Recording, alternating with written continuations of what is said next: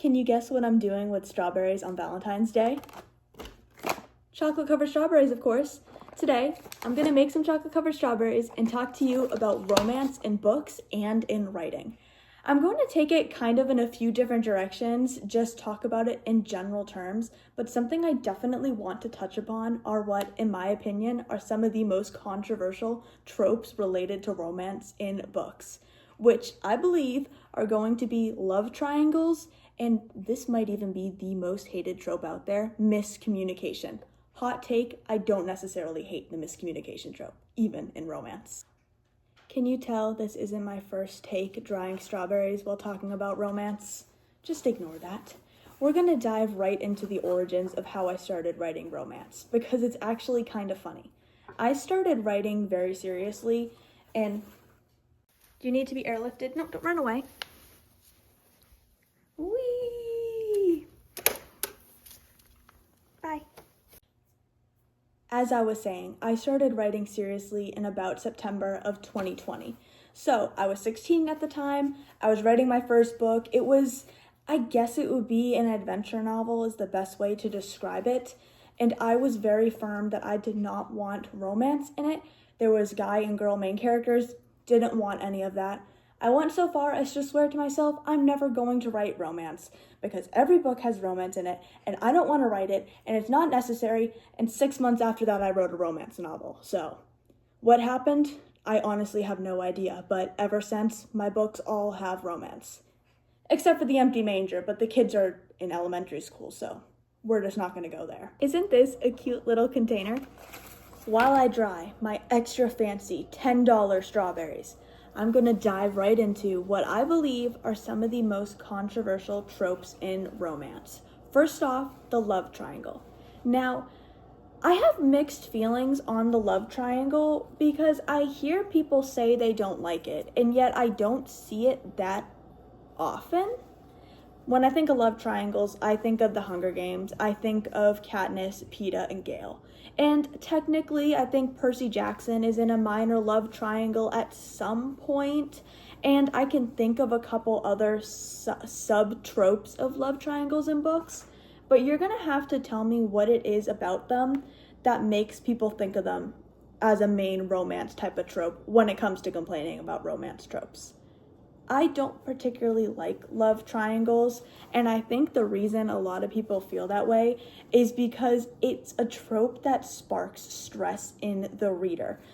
Most readers are going to pick right off the bat who their favorite person is in the love triangle. So when it comes to Katniss and Peeta and Gale, people are either Team Peeta or Team Gale.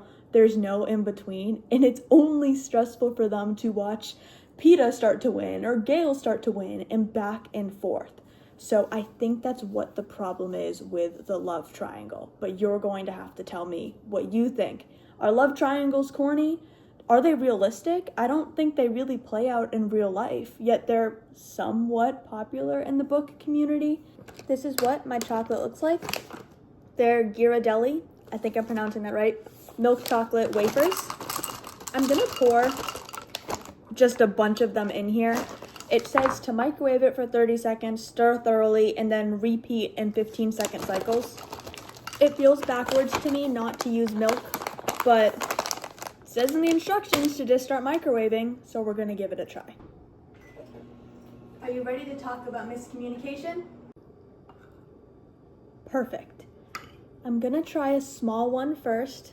You hold it by the stem and dip it in and kind of swirl it around. Careful not to touch the chocolate because it's hot. That looks pretty good. I have parchment paper next to me on top of a plate. It needs to chill in the fridge for 10 to 15 minutes before we do. I forgot we need my decorations first. Hold on. Hold the phone. I forgot my sprinkles. Upon further consideration, we are ditching the sprinkles. I'm going to save them for sugar cookies later this year, because they are perfect Valentine's Day colored, but they're peppermint, and I thought I could get away with it, but the peppermint taste is a little too strong, and I want to melt some of these white chocolate ones down and dye them pink for little swirls after everything is solidified. So stay tuned for that. For now, it's finally time to discuss miscommunication. Now, again, I want to hear everybody's opinions on these tropes because I think even love triangles, miscommunication, any trope out there, when it's done right, it can work. It can function. But I think the reason miscommunication tends to frustrate people is the fact that it is predictable. The characters get into an argument. Both of them feel that the other is wrong and no longer has feelings for them. They get into an even bigger fight. They break up. Neither of them get along. Both are depressed. They desperately want back together. They're in a bad mood the entire book. In the climax, they make up and start kissing. Am I right? Is that how miscommunication can often work? Not always. Definitely not always. Because like I said earlier, I'm not necessarily against miscommunication. When miscommunication is done right, to me, it happens with a genuine miscommunication. It has some form of boundaries, and it resolves itself, maybe not in a timely manner, because sometimes miscommunication, it can last a while. Maybe it lasts the whole book. Maybe it lasts the whole series. But when miscommunication stems from something where you can truly see both sides of the argument, and it's not them both just being petty, it can work. Here's my first batch. I don't want them to slide off. That would be devastating. I need to put these in the fridge so that they can harden, and then I'm going to drizzle little lines of hopefully the melted white chocolate on top. But I still have all of my fancy schmancy ones and hardly any chocolate. So it's time to repeat the process and use up the rest of this bag. I really hope this is enough chocolate because these ones are much bigger than some of the other ones. But while we work on our perfect, beautiful, made for Valentine's Day, made for love strawberries, let's talk about some of the popular romance tropes, which there are a lot out there. I think romance is, it's just a big genre. I think it's kind of, technically, you could say that romance is both a genre and a trope, because obviously romance books exist, and then within all of these different books, there's different types of romance. There's different types of fantasy too, but a fantasy book is a fantasy book. You can't have a non-fantasy book have fantasy elements because then you're entering low fantasy or magical realism or some other genre. So romance is so popular, it's both a trope and a genre. And I think probably Enemies to Lovers is the most popular, or at least one of the most populars. I like it when it's clean. I can definitely enjoy a good Enemies to Lovers, or maybe more specifically, a Rivals to Lovers. But when I write, I tend to write healthy relationships. Is that a way to say it? A lot of my characters kind of start out as friends before anything develops more, particularly in the world of the Magi. But you have to keep in mind, the Magi has a huge cast. I can't tell you much about the second book in the ROTM trilogy yet, but all I'm going to tell you is there are 14 main characters. With a cast that big, and with them all having actual legitimate main character roles, they kind of have to be friends, right? They kind of have to start out that way. Not to mention, Raymond has 3 younger siblings. His wife has 2 older siblings. They have huge families, and they're all friends with each other, and they all have other found family members. So, listen, I love a big cast, and I love some good, healthy friends to then lovers romance, at least when it pertains to writing.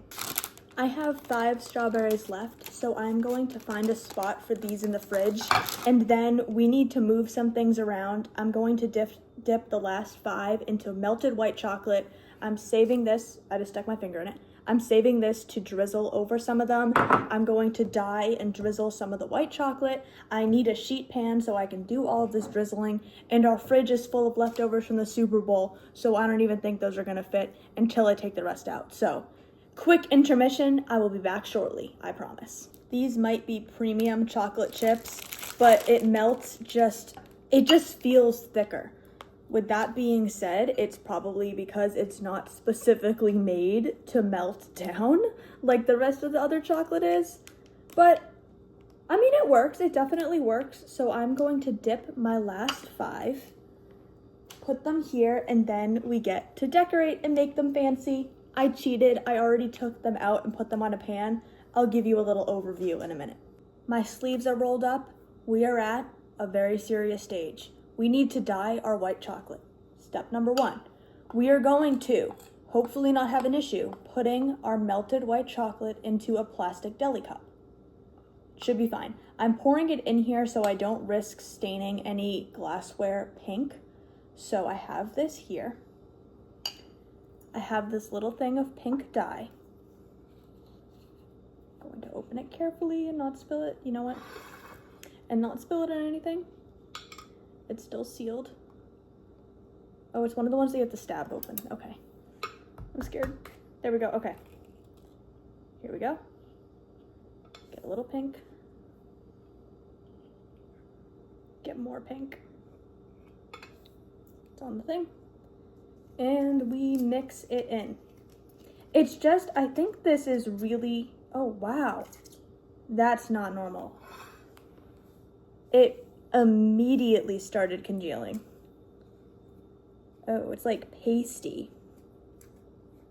That's fascinating. Okay, we have some sort of chemical reaction going on with our white chocolate the instant the dye touched it. It's kind of Play-Doh textured. Do I dare taste test it?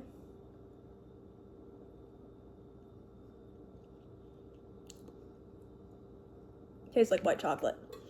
So, I'm gonna dip the tip of some of them in here so it's not completely wasted. That might look kind of cute.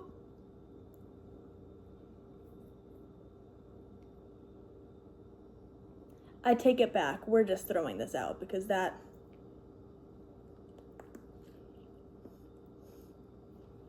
It tastes good. My pink white chocolate may have been a chemical failure, but I have these and we are going to do a little drizzle. So, see if I can film holding with my left hand over.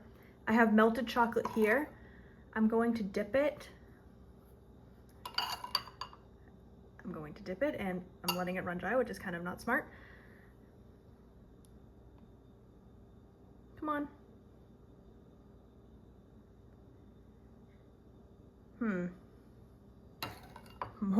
More white chocolate or milk chocolate, please. Please, give me a win. Give me a win.